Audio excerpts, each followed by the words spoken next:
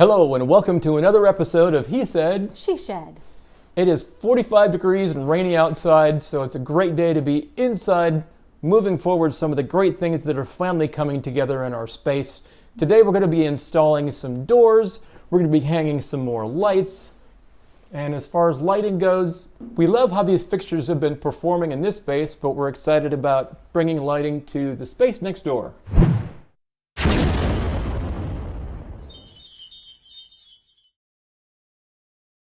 We love how these fixtures have been performing in this space, but we're excited about bringing lighting to the space next door, Which is my studio. So in David's shop, we have them kind of hung, you can see it in the background, we have them hung on wooden slats, but we're going to actually recess them up into the beams to kind of, because I'm going to do a finished ceiling in there. So I'm excited about that because we can take these reclaimed fixtures, which are a little rough looking, but we're going to, with recessing, I think they're going to be really nice. David has removed all of the fluorescent pieces of this and we're replacing them with LED tubes. So we'll be energy efficient, it'll be a nice clean light for all my projects in the studio. So that's the brunt of what we have planned today. If there's time for a little something else, we'll squeeze more in, but we'll focus on that. And trying to stay warm. Exactly. We may just bundle up. We're already kind of layered, but yeah, it's a little cold. Yeah. All right, we're ready. Any questions? Nope. Awesome. Let's do it. Okay. So I got a little bit of a head start before I broke out the camera. I've got the ceiling boxes screwed in and mounted into place, and a little bit of the Romex roughed into place here into this first box. So we'll have a total of 4 light fixtures hanging in the art studio.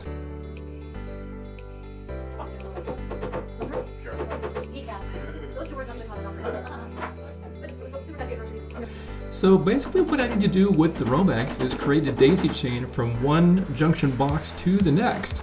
So there is a bunch more Romex to install and to staple into place. And once everything is sort of roughed in and strung, we'll start kind of tying things together.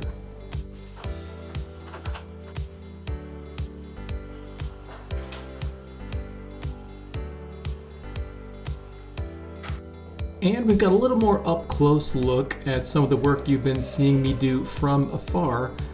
Just bringing the wire up into these junction boxes and running staples into place.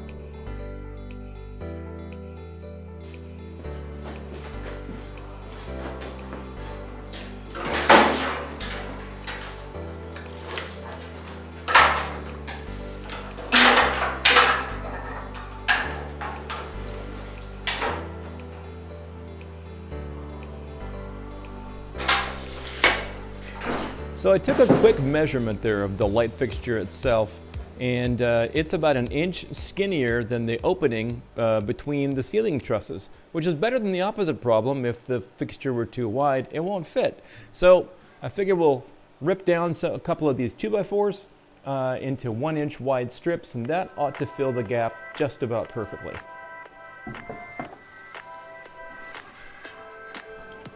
So before I actually start cutting those 1 inch wide strips, the first thing I want to do with these 2x4s is actually rip off the factory edge that's got the little rounded over element to it. I want them actually squared off, both of them, and then it's that squared off edge that I'll be running up against the fence when I actually cut the 1 inch wide strips. So from each 2x4 I can actually get 2 of those 1 inch wide strips, and there'll just be a little bit of scrap that will, well, probably just end up in the fire pit. So as I get those 1 inch wide strips, I'm just sort of stockpiling those off to the right.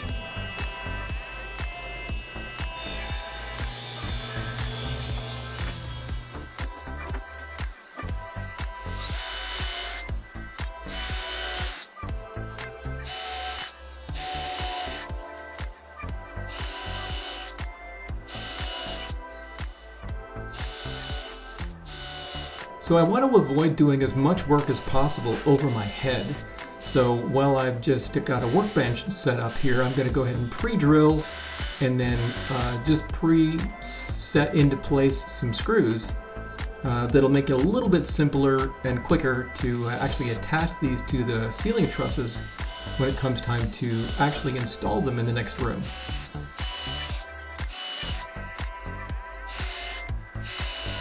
And again, the purpose of these here is the width of the fixture is just a little bit narrower than the space between the ceiling trusses. So this just makes up the difference and basically makes the opening skinnier to allow me to fit those light fixtures into place.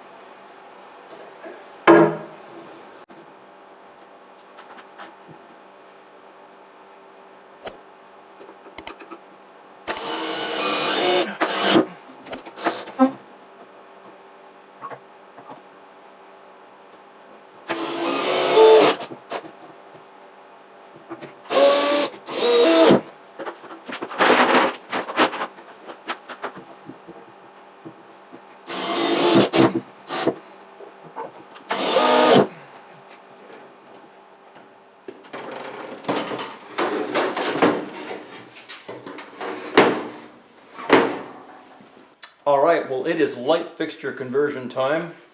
Pretty much just going to need some strippers, some clippers, and a few wire nuts. So the old school fluorescent tubes typically needed a ballast to get them kick-started.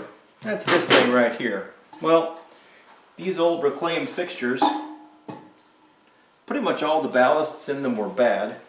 That wasn't a big deal for me because we're going to bypass the ballast anyway, and I managed to find some LED tubes that don't require a ballast. I was kind of surprised to learn actually that there are several different flavors of LED tubes. Some of them will work with a ballast, some of them flat out say you cannot have a ballast, they won't operate any other way, and some of them are single-ended, that is to say the ground, or excuse me, the hot side and the neutral side all comes from one side, and you have to change out the parts at the other end of the fixture. And some of them are double-ended that are pretty much wired the same way the old school fluorescent tubes are. I went for that option because I didn't want to have to buy any extra parts and swap anything else out pretty much other than the tube. So when it comes to bypassing the ballast, it's pretty straightforward. So you've got, I'll put this wire nut aside. We'll do a little disassembly here. You can tell these fixtures have been in service for a while because some of them have already been poked and prodded at and you know, odd parts that they're not new off the shelf. So it feels good to kind of give these a new life here in my shop. So you've got the neutral and the hot coming from the breaker box, and then you're left with all the rest of this.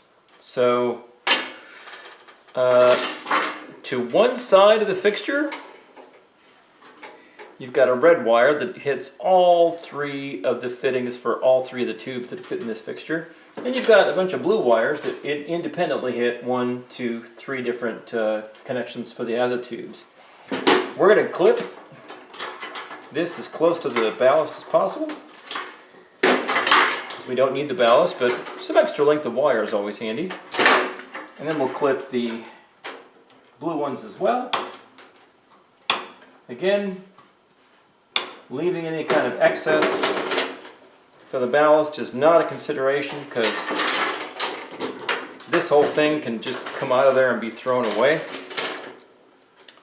So what it comes down to pretty much, and I'm so glad they leave you some extra length. I have no idea why they do, but I'm grateful that they do. So we'll take, say, the blue wires. Ooh. Yeah, there's extra, but not quite enough extra, boys and girls. Look at that. So I'm gonna have to add a little something in the middle there to give you some extra length for this guy. So we're gonna take the blue wires and attach them to the black one, and then we'll take this red lead and we'll tie that to the white one. That's pretty much all it takes to bypass the ballast. The ballast is completely out of the picture. And now this fixture can function with the LED tubes that we bought.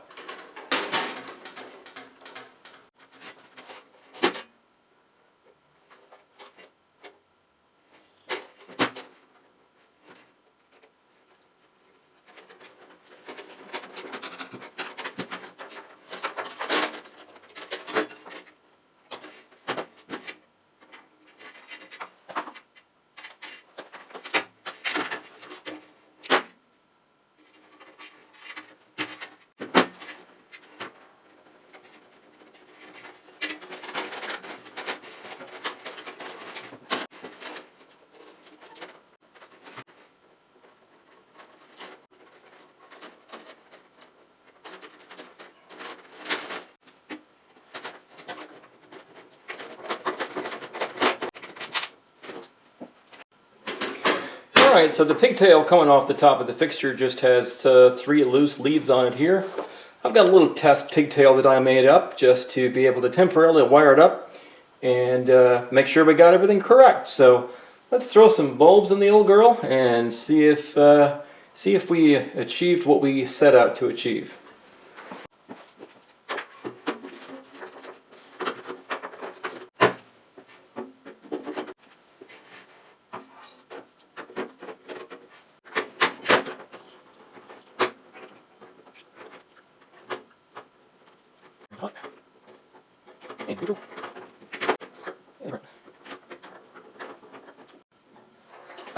All right.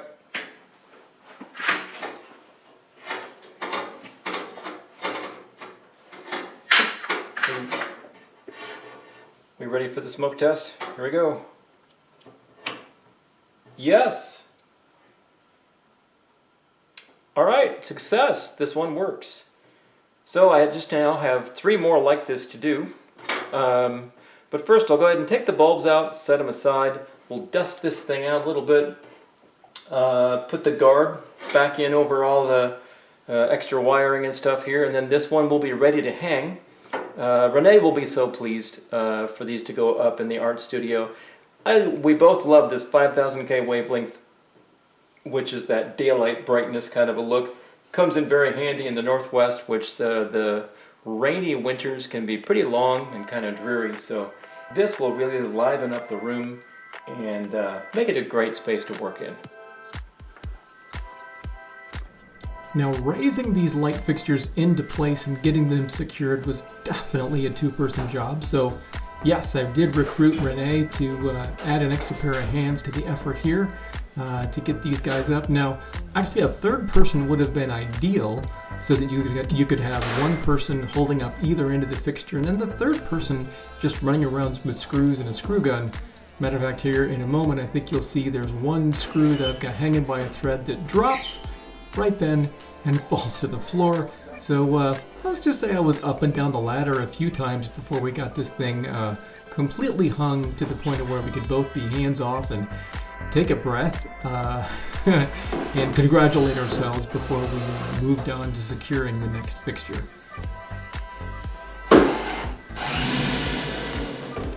So now that the light fixtures are hung, I can start doing some of the terminations. One of those wires goes back to the breaker box. The other wire continues on with the daisy chain onto the next junction box, just like this one, to the next light fixture. And then the flex conduit that you just saw me pull in there, that actually goes into the light fixture itself. Now, those little fittings on the end of the flex conduit that goes into there, I found that there's 2 different kinds. There's one that you can put a nut on the inside, but then I found these. You might have just seen me just kind of click that into place. Those work awesome because you don't need any extra hardware or extra tools. You just push on them until they snap. So then, once that's in there, then the last of this is just stripping off the insulation from the tips of the wires and adding wire nuts, and you're just matching up the colors here. Black goes with black, white goes with white, and ground goes to ground. And then there is a pretty little blue cover that goes on the outside of that box that I did, of course, add those covers, but I just forgot to include that in the footage. So kind of the final task here is installing the light switch. All of the wires that needed to go into the walls were pre-strung before we skinned the walls with OSB. So I've just got this little template here that I attached to the wall. It's already set at the proper height. And I'll use the router and a little following collar just to run around the inside of the cutout of that template. That takes most of the material out. Where I need an opening for an electrical box. And then I'm just using a keyhole saw to just saw that last little thin bit out of this cutout.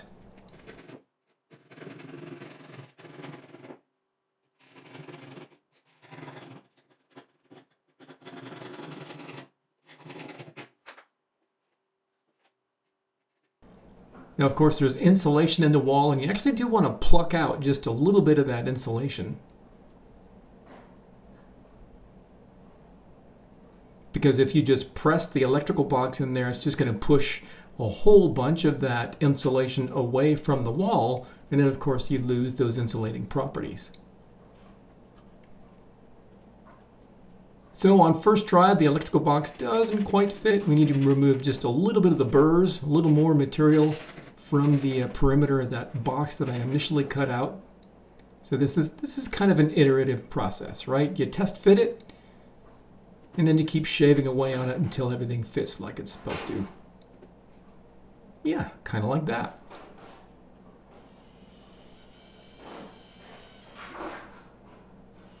So we'll secure the box.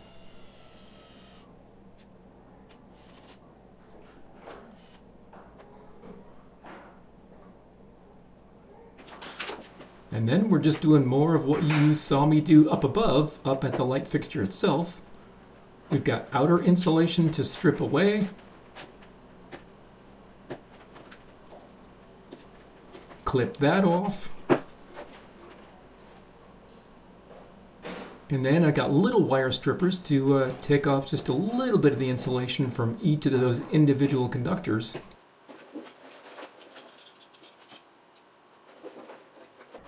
So that those can be safely attached to the light switch itself. Now I like to use needle nose pliers just to curl over the ends of those wires, just so that they kind of pre-formed and hook around the screw down terminals a little more quickly and easily. So those just hook right onto the screw down terminals, so we can tighten them up.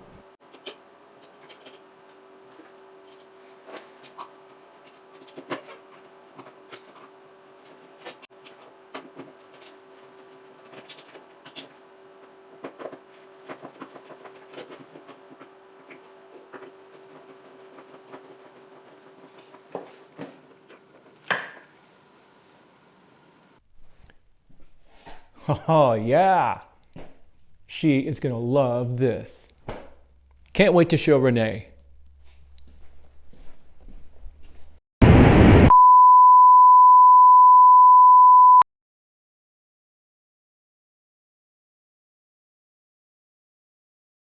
Rookie mistake.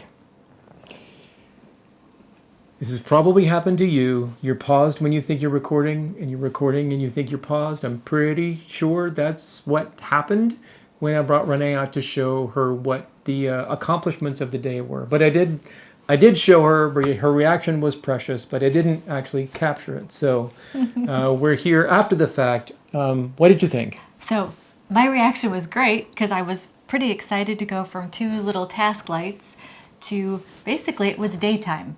Flip the switch and it is just instant daytime, and I love it. It's going to be great for working on projects out there because there's so much light, and with the walls and the ceiling painted white too, it's just going to bounce around and really be a wonderful workspace.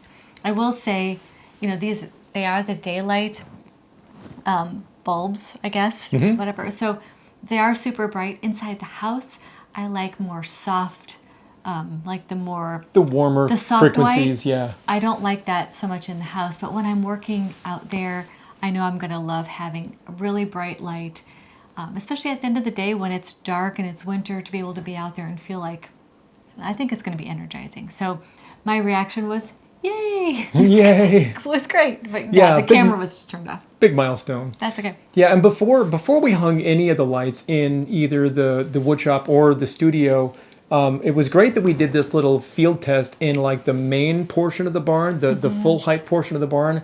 I intentionally installed some out there first, just so we could kind of get an idea of how much light each one of those fixtures put out and get a sense of what the coverage was.